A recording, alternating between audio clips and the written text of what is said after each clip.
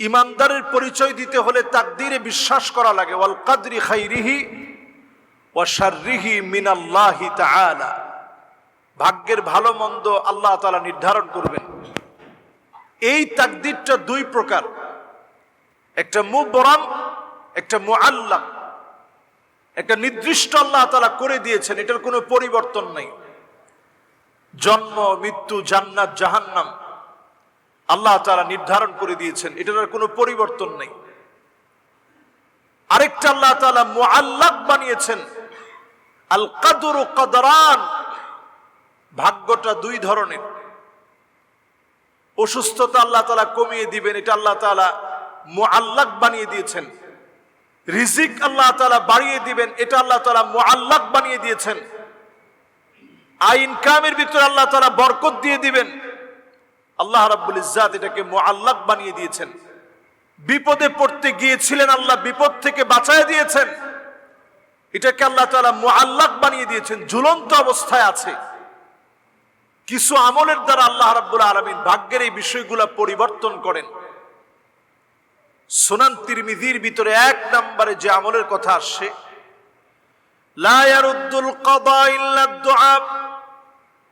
ভাগ্য আল্লাহ রাব্বুল আলামিন পরিবর্তন করে না, একমাত্র পরিবর্তন হবে দুআয়ের মধ্য দিয়ে। মন থেকে যদি দোয়া করতে পারেন, যিনি আমার আপনার ভাগ্য পরিবর্তন করে দিবেন তিনি কে? মন থেকে দোয়া করা চাই। বিপদে পড়ছেন, মন থেকে দোয়া করেন। আল্লাহর কাছে চোখের পানি মিশিয়ে আল্লাহর সাথে কথা বলেন। এই যে আমরা যত মুনাজাত করি, মুনাজাত মানে চুপি চুপি কথা বলা। আল্লাহর সাথে বান্দা চুপি চুপি কথা বলা, এটাকে মুনাজাত বলে। এই মুনাজাতের সময় চুপি চুপি কথা, কথোপকথনের সময় মনের সব কষ্টগুলো আল্লাহকে বলেন। মুনাজাতগুলো 3 ভাবে আল্লাহর কাছে কবুল হবে। একটা কবুল হবে মুফাজাআতান, করা মাত্রই কবুল হয়ে যাবে। আরেকটা মুনাজাত কবুল হবে তৎক্ষণাৎ কবুল হয়নি, 1 বছর, 2 বছর, 3 বছর, 10 বছর পরে আল্লাহ তাআলা মুনাজাত কবুল করছেন। আরেকটা মুনাজাত আল্লাহ তাআলা আখিরাতের জন্য রেখে দিবেন। সেদিন বান্দার যখন নিয়ামতের প্রয়োজন হবে, আমলের শত সহস্র ত্রুটি বিচ্যুতির ভিতরে আল্লাহ তাআলা সেই মুনাজাত গুলোকে হাজির করবেন। অসংখ্য নিয়ামত শুধুমাত্র দোয়ার কারণে আল্লাহ দান করে দিবেন। বলেন আল্লাহু আকবার। এজন্য মুনাজাতে আল্লাহর সাথে কথোপকথন, আল্লাহর সাথে বেশি বেশি চাওয়া। নামাজের সিজদার মধ্যে যখন যাবেন, আকরাবু মা ইয়াকুনুল আবদ মির রাব্বিহি ওয়া হুয়া সাজিদুন ফাকসিরুদ দুআ। অধিক পরিমাণে সিজদা অবনত হন, মনের চাওয়া পাওয়া গুলো আল্লাহকে বলেন। চাইতে দেরি হবে, যিনি দিতে দেরি করবেন না তিনি কে? মনে মনে এই বিশ্বাসটুকু অর্জন করেন, সব দোয়া আল্লাহ তাআলা কবুল করছেন, কোন দোয়া বাদ নাই, সব দোয়া কবুল হয়েছে এবং দোয়া কবুল হবে, এটা বিশ্বাস নিয়ে দোয়া করেন। 1 নাম্বার ভাগ্য পরিবর্তন হয় দোয়ার মধ্য দিয়ে। 2 নম্বরে ভাগ্য পরিবর্তন হয় বিররুল ওয়ালিদাইন। লা ইয়ারুদ্দুল কাদা ইল্লাল বির। পিতামাতার সাথে সৎ আচরণ, উত্তম আচরণ, সুন্দর করে আখলাকের সঙ্গে কথা বলা, মাথা নিচের দিকে নামায় কথা বলা, পিতামাতার কাছ থেকে দোয়া নেওয়া, এটার মাধ্যমে আল্লাহ ভাগ্য পরিবর্তন করেন। আমরা এই বর্তমান প্রযুক্তির এই জামানায় পিতামাতার সাথে সুন্দর করে কথা বলাটা আমরা ভুলে গেছি। পিতামাতার কাছ থেকে দোয়া নেওয়া আমরা ভুলে গেছি।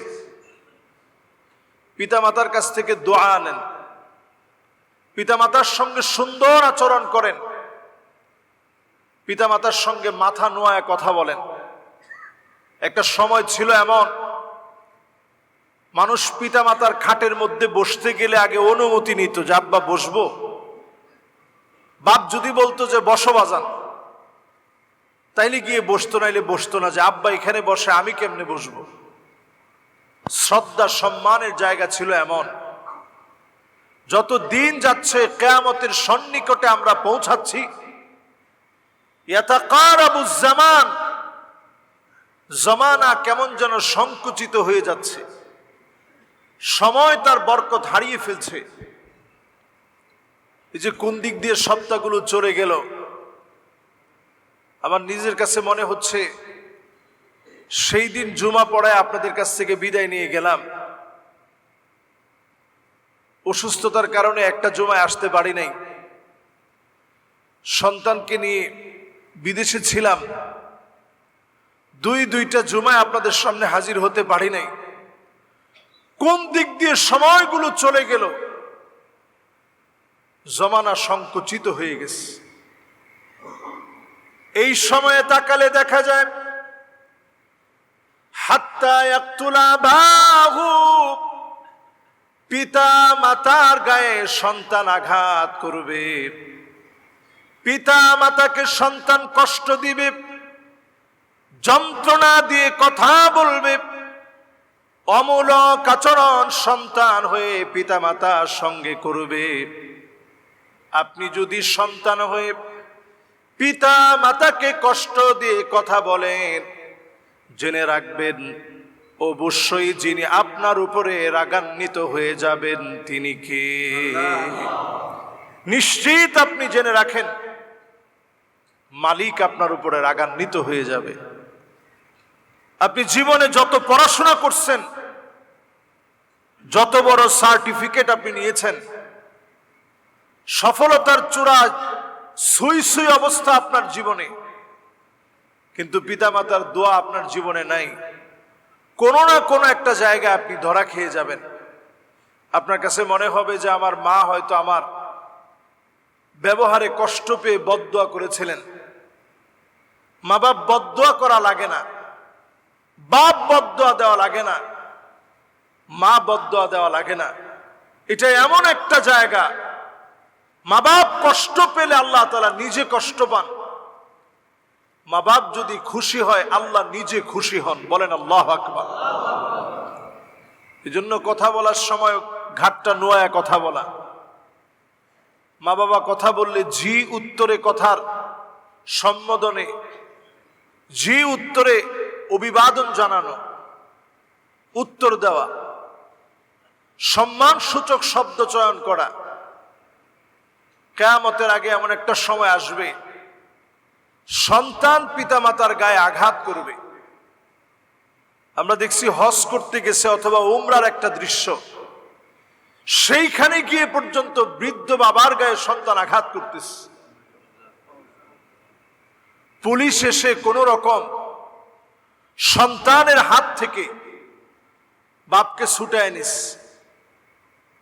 এই দৃশ্যগুলা যখন আমরা দেখি, নবীজির এই হাদিস আমাদের চোখের সামনে চলে আসে। আজ থেকে 1450 বছর আগে পেয়ারা হাবিব আজ থেকে 1450 বছর আগে বলে গেছেন, সন্তান কর্তৃক পিতামাতা নির্যাতনের শিকার হবে, জুলমের শিকার হবে, সন্তান পিতামাতার গায়ে আঘাত করবে। মাআযাল্লাহ, আল্লাহ মাফ করুক। দৃশ্য যখন এমন হয়ে যাচ্ছে, সন্তানদের জন্য নসিহা করা দরকার। ছোটবেলা থেকেই তাদের হকটুকুন পিতামাতা হিসেবে আদায় করা দরকার, দিন শেখানো দরকার, আল্লাহকে চিনানো দরকার, কোরআন পড়ানো শেখানো উচিত। আল্লাহ রাব্বুল ইজ্জাতুল জালাল যেই কারণে ভাগ্য পরিবর্তন করেন, এর 1 নাম্বারটা দোয়া, 2 নাম্বারটা পিতামাতার সাথে সুন্দর আচরণ, 3 নাম্বার হাদিসের ভিতরে পাওয়া যায়, সেই বুখারীতে আসছে, মান আহাব্বা আইয়ুবসাতা লাহু ফি রিজকিহি ওয়া আইয়ুনসা লাহু ফি আসারিহি ফালইয়াসিল রাহিমাহু।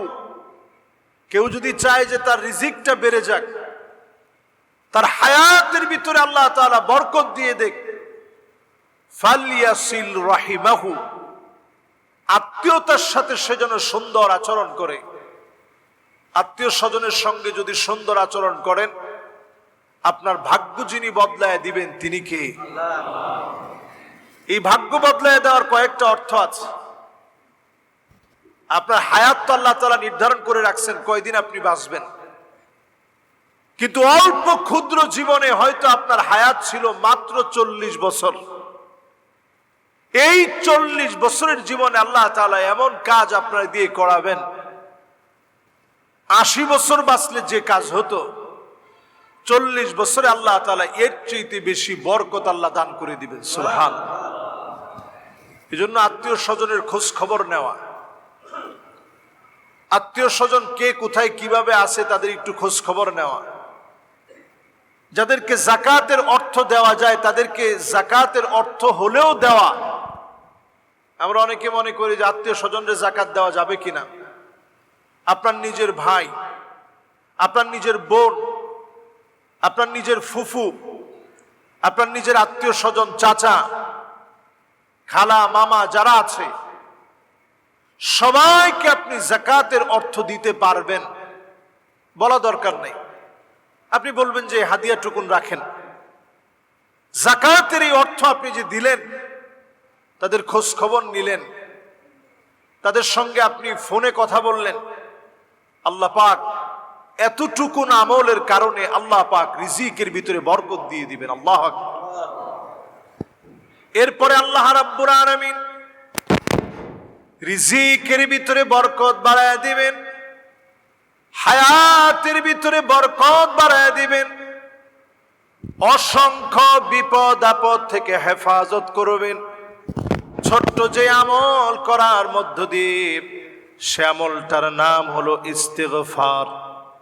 আস্তাগফিরুল্লাহ, আস্তাগফিরুল্লাহ, আস্তাগফিরুল্লাহ বেশি বেশি পড়বেন। বালা মুসিবত থেকে যিনি বাঁচায় দিবেন তিনি কে? জবানটার ভিতরে ইস্তিগফারকে সবসময় সঙ্গী বানায় নেওয়া।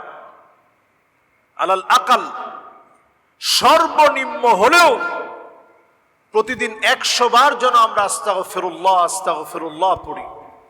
100 বার আস্তাগফিরুল্লাহ পড়তে সময় লাগবে কতক্ষণ? একটু বলেন তো দেখি কতক্ষণ লাগতে পারে? মাশাআল্লাহ, একেবারে খুব ভালো করে যদি পড়েন 5 মিনিট সময় লাগবে। আস্তাগফিরুল্লাহ আস্তাগফিরুল্লাহ আস্তাগফিরুল্লাহ, এইভাবে যদি ভেবে চিন্তে যদি আপনি পড়েন 5 মিনিট সময় লাগবে। তাড়াহুড়া করে যদি পড়েন তাহলে ধরেন 2-3 মিনিট লাগবে। এর চাইতে যদি আরো তাড়াহুড়া করে পড়েন তাহলে 1 মিনিটের কম সময়ে আপনি 100 বার পড়তে পারবেন, বেশি সময় লাগবে না। 60 সেকেন্ডে 60 বার আপনি পড়তে পারবেন। এই দরুদ শরীফ যদি আপনি দরুদ শরীফটা যদি পাশাপাশি পড়েন, সাল্লাল্লাহু আলাইহি ওয়াসাল্লাম সাল্লাল্লাহু আলাইহি ওয়াসাল্লাম, এই যে জুমাবারে আপনি পড়লেন, একদিকে দরুদ শরীফ অন্যদিকে ইস্তিগফার, এটাকে যদি সঙ্গী বানায় নেন, অনেক বড় বড় বিপদ আমার জীবনে আমি দেখছি, অনেক বড় বড় বিপদে পড়ছি। ইস্তিগফার আর দরুদ শরীফের দ্বারা আল্লাহ তাআলা বিপদটা কাটায় দিয়েছে।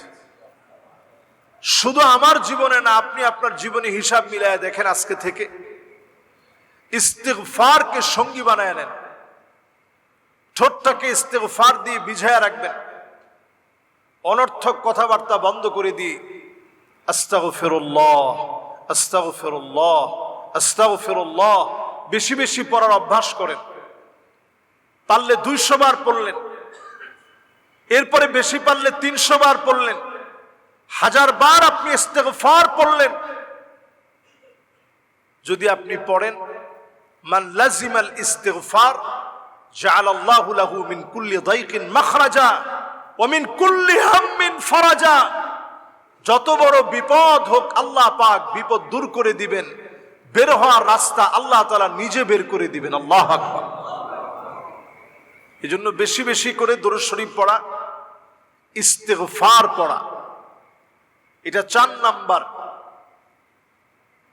প্রিয় ভাইয়েরা আমার, পঞ্চম নম্বরে তাকদীর পরিবর্তন করার জন্য কিছু কিছু তাসবিহাত আছে। তাসবিহাতের মধ্যে অন্যতম হচ্ছে লা ইলাহা ইল্লা আনতা সুবহানাকা ইন্নী কুনতু মিনাজ জালিমিন। আমরা সবাই পারি এটা? পড়েন তো দেখি সবাই।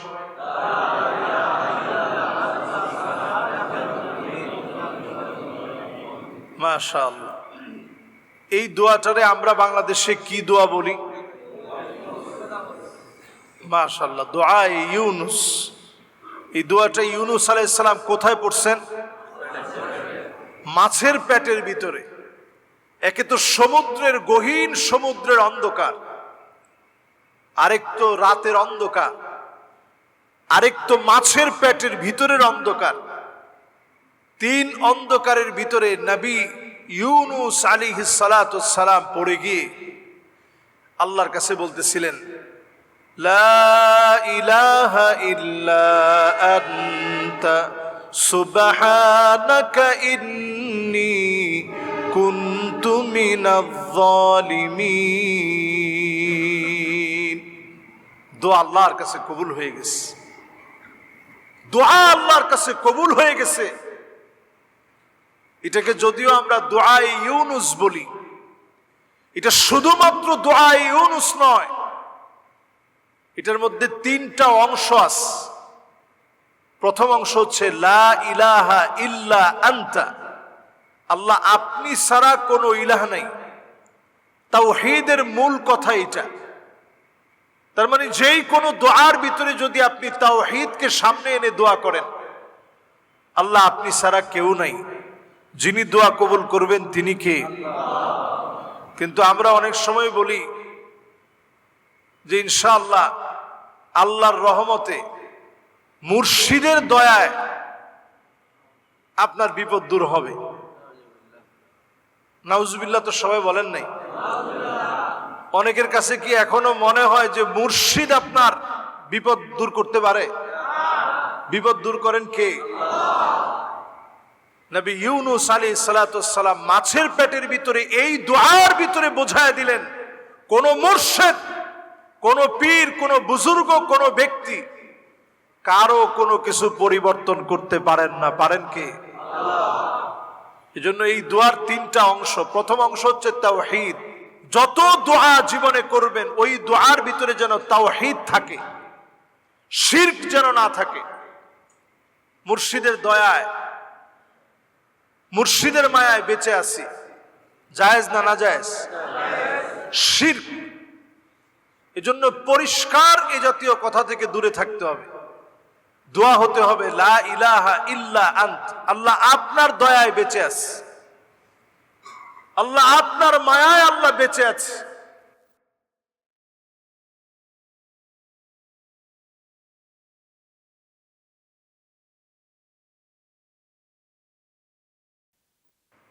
কোন দয়াল মুর্শিদ আপনারে খাওয়ায় না, খাওয়ায় কে? এই বিশ্বাস নবী ইউনুস আলাইহিস সালামের দোয়ার প্রথম অংশ থেকে শেখা দরকার। এরপরে সুবহানাক, আল্লাহর তাসবিহ। আল্লাহ আপনি বড় পবিত্র, আল্লাহ আপনি পবিত্রতম সত্তা, আল্লাহ আপনার জাতে পাকের কসম, আপনার তাসবিহ ছাড়া কোনো তাসবিহ নেই। এরপরে বললেন ইন্নী কুনতু মিনাজ জালিমিন, স্বীকৃতি দিলেন আল্লাহ আমি অনেক গুনাহগার, আল্লাহ আমি অনেক অন্যায় করে ফেলছি। এটা 3 নাম্বার অংশ। তো যেই দোয়ার ভিতরে তাওহীদ থাকবে, যেই দোয়ার ভিতরে তাসবিহ থাকবে, যেই দোয়ার ভিতরে নিজেকে আন্নাদাম, লজ্জিত করে আল্লাহর সামনে আত্মসমর্পণ করার নীতি থাকবে, ওই দোয়া যিনি কবুল করে নিবেন তিনি কে? নবী ইউনুস আলাইহিস সালাতু ওয়াস সালামের দোয়া মাছের পেটে আল্লাহ তাআলা কবুল করলেন। আজকে আমি আপনি দোয়াটা পড়ি, ইখলাসের সাথে তাসবিহাত গুলো পড়েন। লা হাওলা ওয়ালা কুওয়াতা ইল্লা বিল্লাহিল আলিয়্যিল আযীম। পারি আমরা? পড়েন তো সবাই।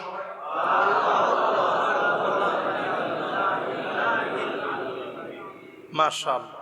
আবার পড়েন, লা হাওলা ওয়ালা কুওয়াতা ইল্লা বিল্লাহিল আলিয়্যিল আযীম।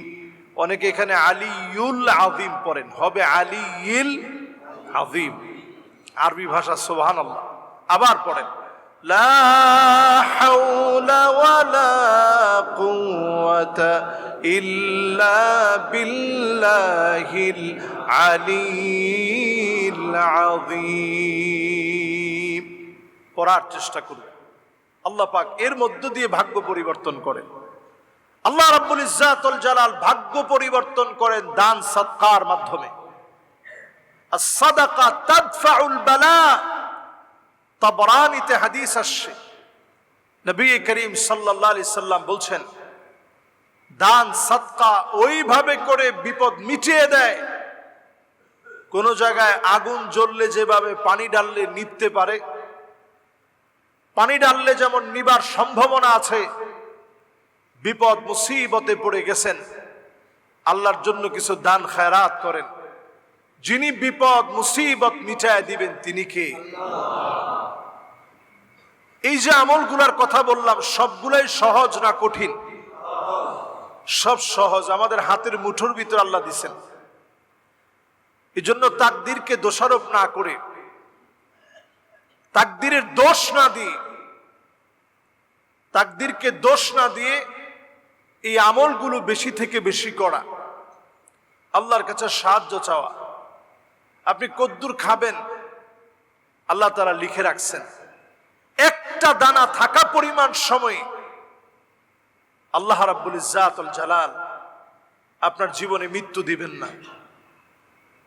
আল্লাহ তাআলা যা লিখে রাখছেন, হায়াত আর মউত, সারা দুনিয়া মিলে কাউকে হায়াত দিতে পারে না, সারা দুনিয়া মিলে কাউকে মৃত্যু দিতে পারে না। হায়াত আর মউত যিনি নির্ধারণ করে রাখছেন তিনি কে? বিজ্ঞান এখানে মাথা নত করে ফেলছে, সায়েন্স টেকনোলজি এখানে মাথা নত করে ফেলছে। এই জায়গাতে সবার বক্তব্য এক, যে এখানে কারো হাত নেই। আস্তিক বলেন আর নাস্তিক বলেন, এই পৃথিবীর সবচেয়ে বড় সত্য, মহাসত্য, ধ্রুব সত্য হচ্ছে হায়াত আর মউত একমাত্র যার হাতে তিনি কে? আল্লাহ তাআলা। এই জন্য আল্লাহর গোলাম হই, প্রতিনিয়ত আল্লাহর দিকে আসি। আল্লাহ তাআলা কখনো কখনো বান্দারে পছন্দ করে পরীক্ষা নেন, যাতে করে যেই জায়গাটায় আপনি যাওয়ার কথা ছিল আপনার আমল দিয়ে আপনি যেতে পারেন নাই, যেই জায়গায় আল্লাহ আপনারে দেখতে চাইছেন আপনার আমল দিয়ে হয়তো আপনি পৌঁছাইতে পারেন নাই। এজন্য আল্লাহ ছোটখাটো পরীক্ষা নিয়ে ওই জায়গাটায় আল্লাহ আপনারে বসাইতে চায়, ওই জায়গাটায় আল্লাহ আপনাকে নিতে চায়। এজন্য মাঝে মাঝে আল্লাহ তাআলা পরীক্ষা নেন। পরীক্ষায় পড়লে মুমিন যেন ঘাবড়ায় না যায়, সব সময় আল্লাহর উপরে ভরসা রাখা, আল্লাহর কাছে বেশি থেকে বেশি দোয়া করা, এবং মনে মনে এই কথাটা ভাবা যে আল্লাহ পরীক্ষা তো সবার চলতেছে, প্রশ্নপত্র হয়তো ভিন্ন ভিন্ন। আল্লাহ একজনের দেখেন সন্তান আদি হয় না, ছোট পরীক্ষা না বড় পরীক্ষা? একজনের হয়তো সন্তানটা হইছে, আতফালুল মুআওয়াকিন, সন্তানটা প্রতিবন্ধী হইছে, ছোট পরীক্ষা না বড় পরীক্ষা? একজনকে আল্লাহ রাব্বুল আলামিন হয়তো মেয়ে দিয়েছেন, ছেলে দেন নাই, অনেক সম্পদ আদি ধন সম্পদ আল্লাহ তাআলা দিয়েছেন, একটাই মেয়ে দিয়েছেন, আল্লাহ তাআলা ছেলে দেন নাই। ছোট পরীক্ষা না বড় পরীক্ষা? এটাও একটা পরীক্ষা আল্লাহ তাআলা নিয়েছেন।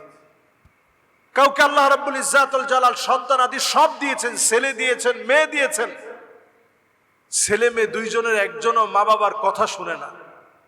পরীক্ষাটা ছোট না বড়? অনেক বড় সম্পদ আল্লাহ তাআলা দিয়েছেন, আগুন লেগে সব শেষ হয়ে গেছে। পরীক্ষাটা ছোট না বড়? কত রকমের পরীক্ষা, প্রশ্ন ভিন্ন ভিন্ন রকমের, কারো প্রশ্নের সঙ্গে কারো প্রশ্নের কোনো মিল নাই, পরীক্ষা চলছে।